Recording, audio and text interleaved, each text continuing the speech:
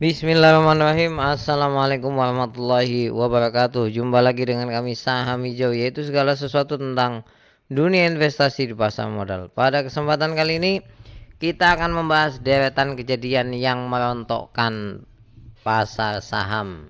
Ini versi Saham Hijau dan tidak membahas perang dagang, karena kalau membahas perang dagang akan sangat banyak sekali. Sebelum lebih jauh, jangan lupa untuk subscribe, like, dan komen. Dan kalau Anda ingin gabung grup Premium Cafe atau privat dengan kami, bisa cek di link deskripsi. Yang pertama, mari kita perhatikan chart daripada IHSG. Dalam 3 tahun kita minus 2,5%, dan dalam 1 bulan saja turunnya itu hampir sekitar 10%. Itu penurunan yang cukup dalam sekali. Ingat, ini IHSG ya, bukan saham. Jadi kalau IHSG-nya turun 10%, itu artinya banyak saham yang turun 30%, 40%, 50%. Yang pertama yang perlu diingat yaitu dolar sangat perkasa. Nggak ada tanda-tanda dolar itu akan turun atau melandai, itu nggak ada. Tanda-tandanya justru dolar terus naik. Kalau Anda bertanya tanda-tandanya dari mana? Ini ya, secara teknikal itu sangat beli, direkomendasikan sangat beli. Kalau rekomendasi sangat beli artinya apa? Potensi naiknya terus ada. Kalau dolar sampai 16.500 saja itu sudah agak kelimpungan lah. Bahkan kalau 17.000 mungkin banyak PHK. Kenapa? Karena banyak hutang perusahaan itu menggunakan mata uang dolar. Ya, jadi jangan bahagia dulu kalau dolar terus naik ini. Wah, kita pesta, jangan seperti itu. Ya, ini sangat pengaruh besar. Nanti turunannya akan berpengaruh ke perbankan, kemudian perusahaan dan lain-lain. Yang berikutnya yaitu capital outflow dari asing di pasar modal dan beberapa pasar keuangan lainnya. Ini saya ambil data dari CNBC ya. Saya ingat kami dari CNBC. Ini adalah capital outflow saham, ini dalam triliun ya. Mulai bulan Oktober. Ingat, ini dolar kan mulai Oktober itu naiknya luar biasa, yaitu ketika Trump sudah terpilih dan lain sebagainya. Anda bisa lihat dalam ini 4 hari ya, ini hitungannya ya. Sepekan lah, ini sepekan lah. Itu minus 4 triliun, minus 4 triliun, 4,4 plus 0,9. Tapi setelahnya minus 3, minus 2, minus 2, minus 4, minus 3. Ini di pasar modal loh, pasar saham.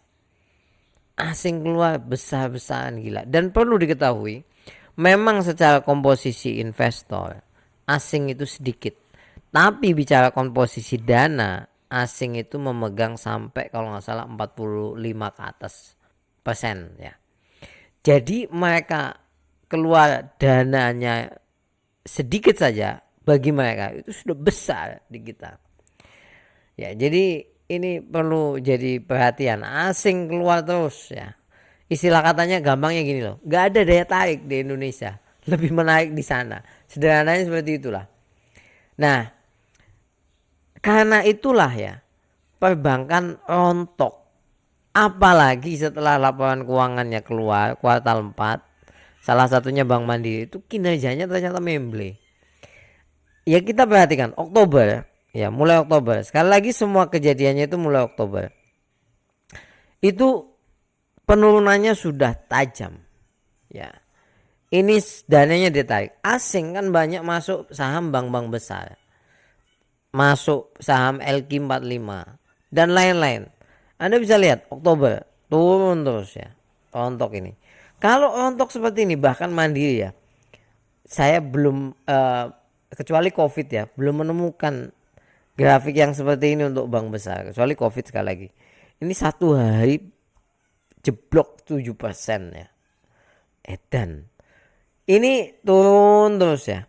Kalau perbankan turun, maka IHSG ya rontok. Karena apa? IHSG itu salah satu penopangnya adalah pasar big bank. Nanti saya tunjukkan 10 market cap besar, saham market cap besar. BNI juga sama, BCA yang kinerjanya menurut kami juga oke. Apa yang terjadi? Sejak Oktober rontok. Mungkin Anda mengatakan ini saatnya serok. Oke, saatnya serok. Tapi pertanyaannya adalah, ini asing sampai kapan seperti ini? Apa tidak ada usaha menciptakan daya tarik yang lainnya di pasar sehingga asing itu masuk ya? Yang berikutnya, pudarnya panik karena isu pagar laut. Saya tidak tidak menjelekkan saham ini enggak, tapi sentimen pagar laut itu kuat sekali. Dan kenapa Pani ini juga salah satu yang berpengaruh? Karena market cap-nya besar plus retail di dalamnya juga banyak. Jadi ketika ini fluktuatif, kan Pani itu fluktuatif sekali. Ya bukan anjlok pelan-pelan, tidak. Fluktuasi Pani ini membuat IHSG juga naik turun luar biasa. Ya.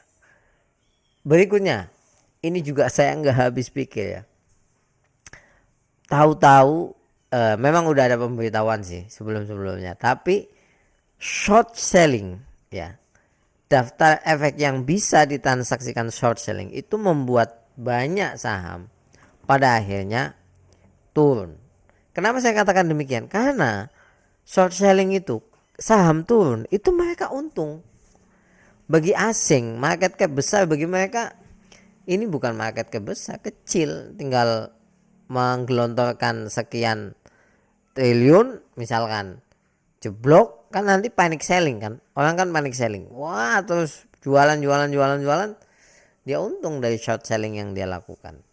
Nah ini daftar-daftarnya, ini daftar yang kenyataannya memang itu harganya turun parah. Telkom hari ini jeblok 5%, 5% atau 4% ya.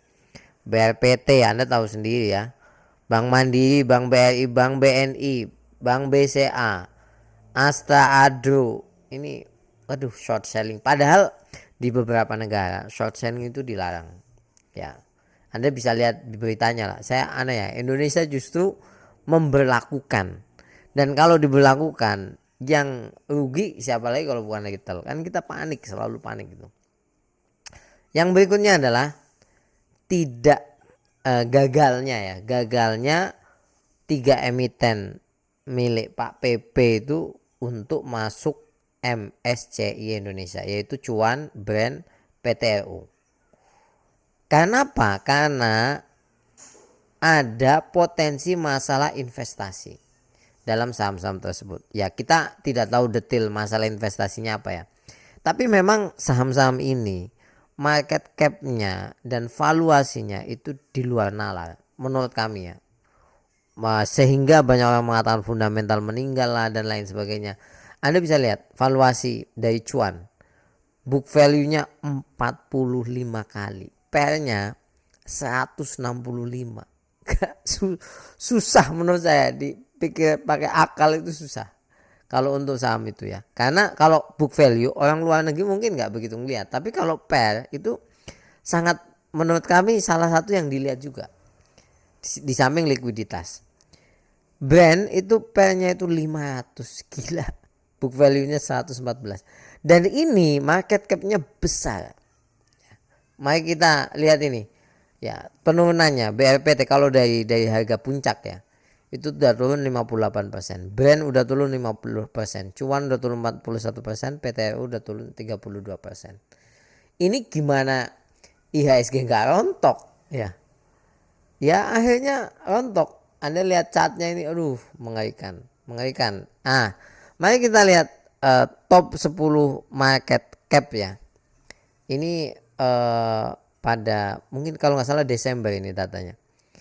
BBCA jeblok, otomatis pasar jeblok. Brand turun dan turunnya itu setengah, ya rontok. BBRI turun sampai berapa puluh persen.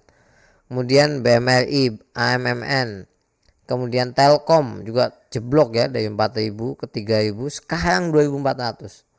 Pani, makanya saya menyebut Pani itu bukan masalah saya tidak suka dengan Pani, bukan. Karena dia masuk golongan 10 market cap terbesar. Jadi pada akhirnya IHSG itu turun terus. Nah, yang terakhir nih, yang terdekat ya, ada pemotongan anggaran besar untuk banyak kementerian. Ini saya tidak akan menjelaskan detail ya. Ini efek ke banyak sektor. Contoh sederhana, Kementerian Pekerjaan Umum dari 110 triliun dipotong 81 triliun. Jadi pemotongannya 73%. Ini artinya banyak proyek yang tidak dilaksanakan. Ya, emiten-emiten ya Anda tahulah. Ya, itu pada akhirnya istilah katanya ya tidak akan banyak pekerjaan. Pada akhirnya ya banyak hal lain yang nantinya terdampak. Ya, ini belum lagi dana-dana yang ditransfer ke desa, kemudian pemangkasan. Ya untuk satu program mega besar sekali. Aduh, saya juga bingung ya. Pertanyaannya, apakah sudah cash? Jawaban saya belum. Tapi kalau saya lihat transaksi hari ini sudah banyak retail yang panic selling. Banyak sekali. Ya. Karena ketika banyak saham seperti ini rontok, itu banyak saham lain akan terseret dan orang pasti dalam ketakutan yang besar. Saya meyakini itu. Takut betul. Aduh, ini pasti turun lagi lebih dalam. Kalau Anda bertanya, bagaimana dengan saham hijau? Kami minus besar. Ya, kami bukan dewa, bukan yang bisa meramal dan enggak. Kami minus besar. Tapi kami sudah berenang di lautan ini. Kita udah di dalam laut ini, mau ngapain? Kalau kami tinggal menunggu kapal dividen datang. Ya. Kami investasi di saham-saham yang dividennya di atas 5%. Ada yang enggak dividen tapi ya ada beberapa yang kita andalkan, plus ada beberapa saham andalan yang diuntungkan dengan kenaikan US dollar. Jadi seperti itu. Bukan berarti kita berharap US dollar terus naik, karena berharap US dollar terus naik itu sama saja kita berharap ekonomi kita rontok. Jadi seperti itu, kita berada di satu nasib sama-sama. Kalau Anda mau cut loss silakan, kalau Anda mau hold silakan. Kalau Anda mau cabut dari pasar modal sumpah serapah silakan. Ini memang kenyataan pasar modal yang kadang kita terlalu bahagia saat pasar modal berada di puncak dan kita lupa bahwasanya kadang-kadang pasar modal bisa berada di bawah seperti sekarang ini. Sampai ketemu lagi. Kalau Anda berkenan, cantumkan komentar Anda atau mungkin minus yang Anda punya, silakan. Saya ingin mengatakan nasib kita sama. Terima kasih banyak, tetap semangat. Assalamualaikum warahmatullahi wabarakatuh.